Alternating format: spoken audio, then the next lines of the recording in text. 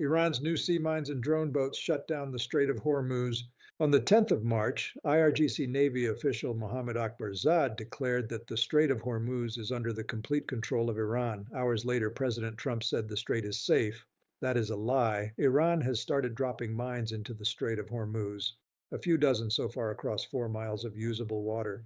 That is the entire corridor through which 1/IF of the world's crude oil is supposed to flow.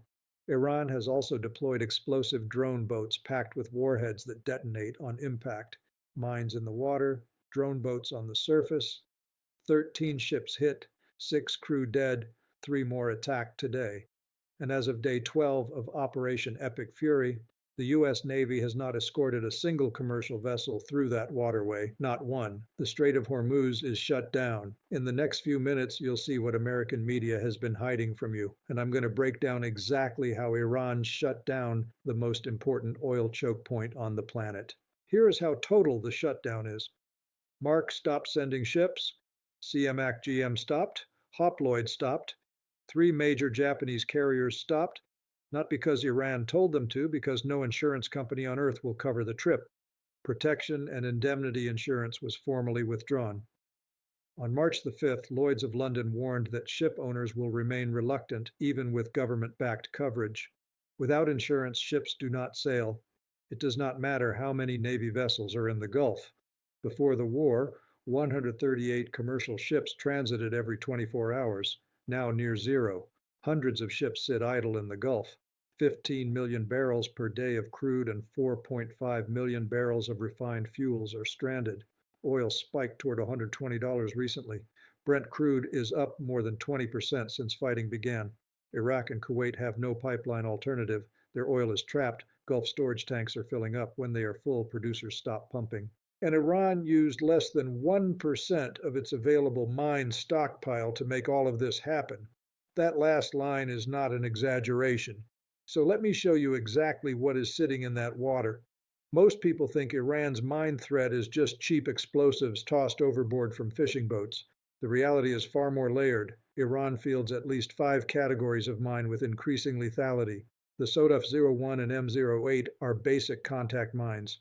First World War era design, worth $500 each. They float, they detonate, they work. The MDM6, Russian designed, is a bottom influence mine with an 1100 kilo warhead. It sits on the seafloor and triggers on the magnetic, acoustic, or pressure signature of a passing ship.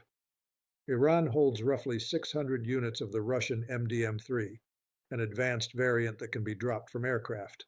The most dangerous weapon in the stockpile is the Chinese origin EM-52, a rocket-propelled rising mine. It rests on the ocean floor, waits for a ship to pass overhead, then fires a rocket upward carrying a 600 lb warhead, deployable in waters 600 ft deep. The MC-52 uses a non-magnetic shell specifically designed to defeat mine-sweeping gear. Iran also manufactures its own acoustic, free-floating, and Remotech-controlled mines on production lines built with Chinese technical assistance. 5 generations of mine technology from 4 countries. 12 days of airstrikes have barely dented the stockpile. The cost math is staggering. $2,500 for a contact mine, $25,000 for an influence variant against a $150 million supertanker, or an Arleigh Burke class destroyer worth $1.8 billion. Naval mines have caused 77% of all American warship casualties since 1950, the Navy's own records. In 1988, one Iranian mine nearly sank the USS Samuel B. Roberts and injured 10 sailors. Reagan hit back by sinking 3 Iranian warships, but Reagan had dedicated minesweepers forward were deployed in the Gulf. That distinction matters enormously right now. On approximately March the 2nd, Iran crossed a threshold that makes reopening the strait even harder. An explosive-laden unmanned surface vessel, a kamikaze drone boat, struck the oil tanker MD Vam, roughly 52 nautical miles off Muscat. Oman's Maritime Security Center confirmed the hit. That was Iran's first verified combat kill using a maritime drone boat. The technology has moved from testing to deployment.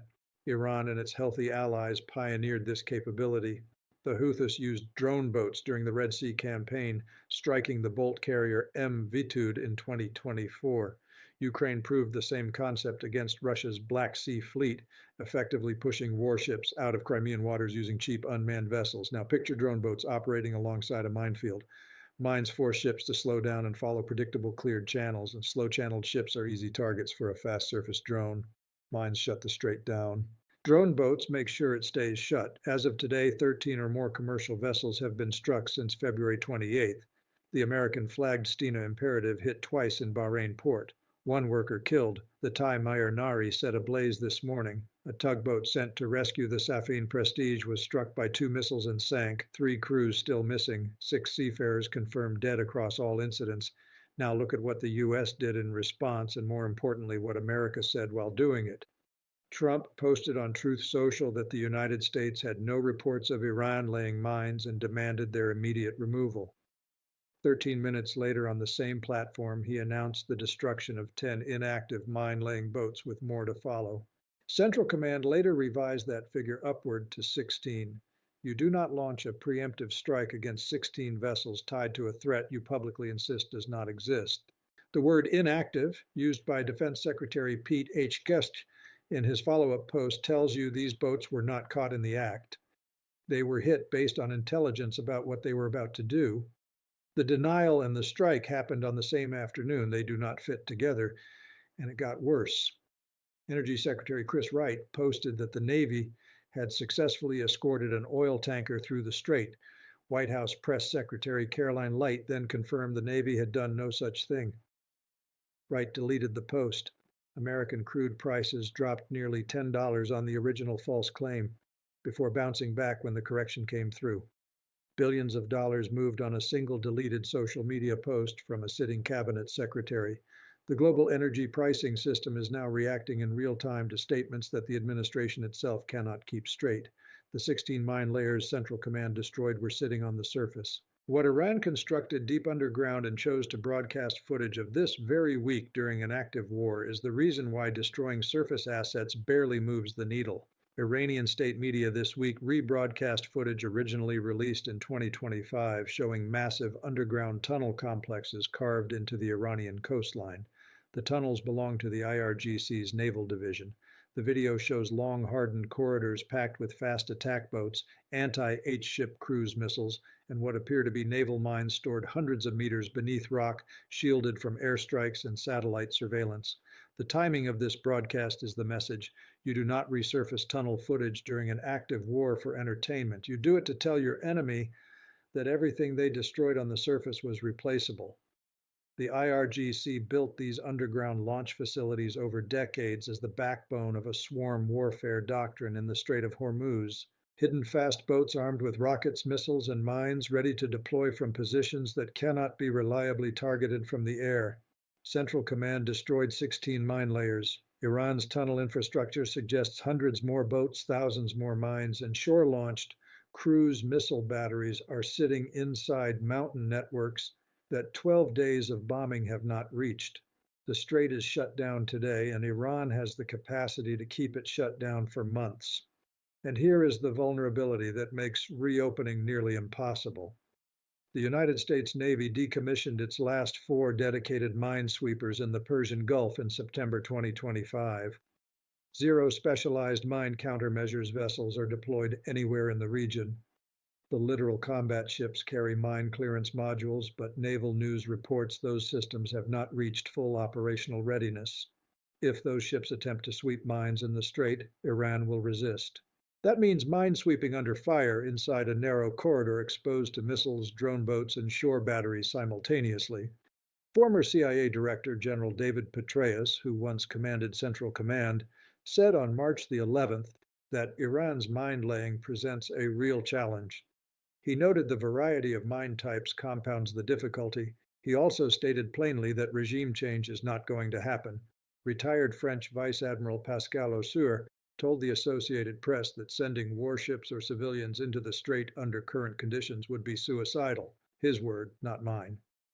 Joint Chiefs Chairman General Dan Caney told reporters the military is assessing options. Defense Secretary Hegst insists Iran's Navy is combat ineffective. 3 more ships were attacked today. The strait remains shut. Iran has threatened ships linked to the United States, Israel, and their allies, while China has pressed Thrawn for safe passage for some cargoes. Some Chinese and Iranian linked voyages appear to have continued, but that is not the same thing as a verified Chinese on only corridor. For most insured commercial shipping, the strait has been effectively closed, even if a limited number of politically protected voyages still move. Now, here is where both narratives fall apart. The American plan was to keep the strait open. It has been functionally shut for 12 days. The plan was to eliminate Iran's naval threat. 16 mine layers destroyed on the surface while underground. Tunnels remain untouched, and 80 to 90% of Iran's small boat fleet is intact. The plan was to escort tankers, not one escorted. The cabinet secretary who said otherwise deleted his post. The plan was to use insurance guarantees. Lloyd says it will not be enough. The plan was to render Iran's Navy combat ineffective. The IRGC is attacking ships daily. Iran's narrative fractures too. The IRGC declared complete control, but it cannot verify its most dramatic claim. Iran announced it struck the carrier USS Abraham Lincoln with naval drones and forced it over 1,000 kilometers back. No independent source has verified this. No damage imagery exists. If a carrier had been hit, it would be the most significant naval event since the Second World War, and nobody outside Tran can confirm it. Iran says it decides when the war ends.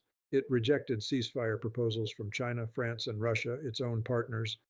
The foreign ministry spokesman laid down two conditions: guarantee aggression will never recur, and full acceptance of responsibility. He said it is not the case that they simply say ceasefire and we respond very well and it is finished. Setting conditions. Your adversary will never accept is not a path toward peace. It is a commitment to continuation. The IRGC doctrine phrase captures the entire philosophy: security for all or insecurity for all. The mines, the drone boats, the tunnels, the insurance collapse, all of it flows from one calculation. If Iran's security is broken, it will break security for the entire region. And right now, that calculation has shut down the most important oil choke point on the planet. Iran has turned down ceasefire requests from China, France, and Russia. Both governments insist they decide when this war ends. The real question is what happens when the storage tanks across the Gulf are completely full. The producers physically cannot pump another barrel, and the mines are still sitting on the seafloor. Because that deadline is not theoretical, it is already counting down. Thanks a lot for watching. I really appreciate your support. Join the discussion in the comments below. Let me know your thoughts. Who do you think is winning the war? Do you think the war is getting out of hand? Let me know. And please subscribe and like the video if you want to stay updated. And click the video on the screen to see another. I'll see you soon.